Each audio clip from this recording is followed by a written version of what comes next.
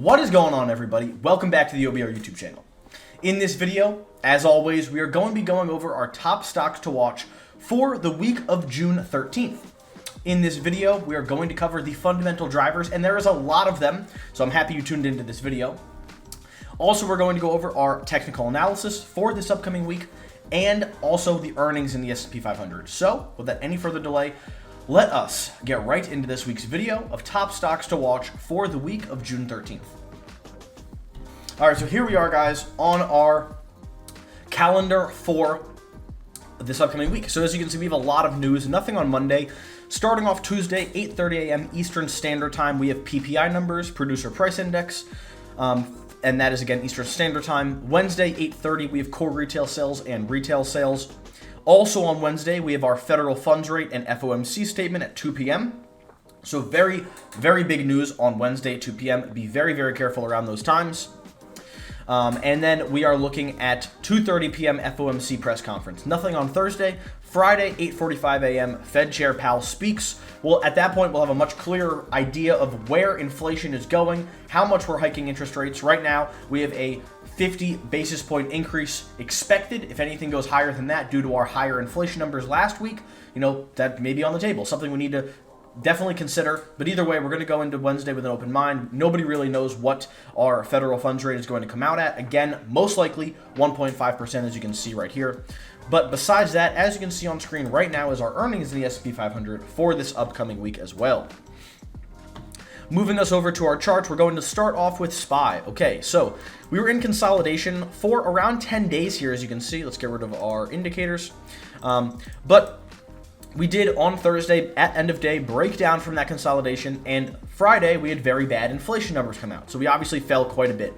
Friday at end of day, we broke our low of day, and it does appear that we're going to come lower. That being said, I do think we are still coming down to the 373 level that we've been looking at for quite a bit of time now. But before then, I really would not be surprised to see a move higher and then a move lower, right? Because we did fall very, very fast Thursday and Friday. I am expecting a bit of a gap fill here from our CPI data, and then a continuation to the downside around 373. The gap fill may not happen, but regardless, the primary count that we have right now is definitely bearish. We're definitely looking to move lower in this upcoming week. Again, maybe with a little bit of choppiness or going to the upside. Overall, I think we will be moving to the downside. So QQQ as well, looking at the same thing. On QQQ, we have some lower price targets as well. But for right now, the main levels that we're going to keep an eye on are 280, 240, and 280 flat. Again, maybe we see a gap fill and a move back up here, up to 299, maybe 300 before we come lower. But I do think we will be coming lower, just like on SPY. Okay, so what else do we have this week? We have Tesla. Tesla, we've been saying this for quite a bit of time. A bounce off of this area. You like how beautiful that played out as well? You can go back and watch. We've been calling out this top right here in Tesla for a long time. Last 2-3 weeks probably. Because it was from this resistance high right here. Regardless, I have us coming down to around the 600 level on Tesla. Also on Apple, which we'll go into in just a second. But on Tesla, we could see a move higher, perhaps a gap fill. We already did kind of fill that gap on Friday. As you can see, we had a little bit of a wick higher here, and then we move lower. So either way, I am bearish on Tesla. Going to be looking for some further downside.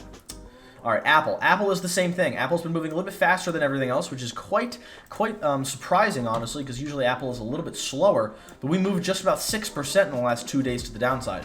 Still looking at these levels that we've been looking at for a while, around 129 to 126. Are we going to go straight there? I don't think so. Right now, I can see us in pretty clear 5-wave impulse move. So, I'll be looking to get positions when we enter into our correction for a longer dated put or a short for anybody that's not trading options.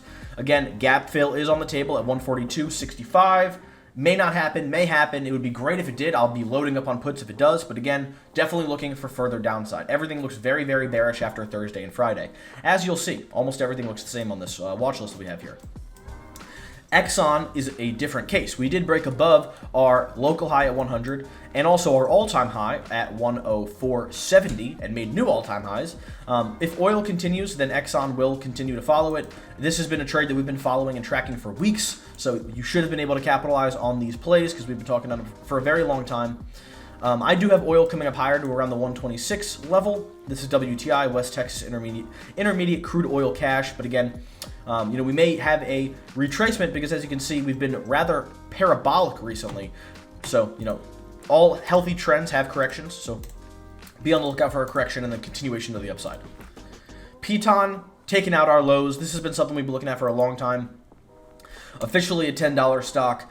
We are looking for an $8 PITN, so we still have plenty of movement to go. But, this has been a short we've been calling out since this high here and right here as well. So continuing to keep an eye on PITN just from the last couple of weeks. But overall, the move has definitely happened to some extent. Oxy has been falling a little bit more than oil, and in my opinion, Oxy looks like a much better option right now. We are retesting our prior highs. If we can confirm this level and make a move off of it, then that would be a great opportunity to go long, pick up some calls, and continue to ride this oil bullish impulse move to the upside. But Oxy right now looks the best in terms of energy stocks for a continuation to the upside. Netflix looking for a bit of a continuation, but if the market continues lower, Netflix will obviously follow, and a good representation of that is Square. This is something we called out last week. And we did finally get our breakdown here on the 1 hour chart. As you can see, you could have gotten a little bit better of an entry on the 15-minute chart, but it essentially went straight down after our entry. This is something we called out last week. Hit our first take profit right here, and is well on its way to our second take profit at $68. So going to keep it, and I continued on the downside for Square, for sure. AMD, a little bit more of a confusing situation, I will say, on AMD, but it does look bearish. It does look like we will continue to the downside and perhaps come for new lows around 80.22. That's the next take profit we have, 80.40 to 80.22. So keeping an eye on that. If we break below this level at 89.45 and especially below 88.26, definitely will be suspecting those levels. But because considering the rest of the market, I am already considering those levels for AMD. Awesome. Well, that was very, very fast. I hope you guys enjoyed. I hope you pulled some valuable insights out of this video. You know what news to look for, you know when to look at it, and you know some trades that you can possibly act on in this upcoming week as well. I hope you enjoyed. If you did, please like and subscribe. We greatly appreciate it. Everybody at OBR appreciates it. We appreciate you. And as always, happy trading.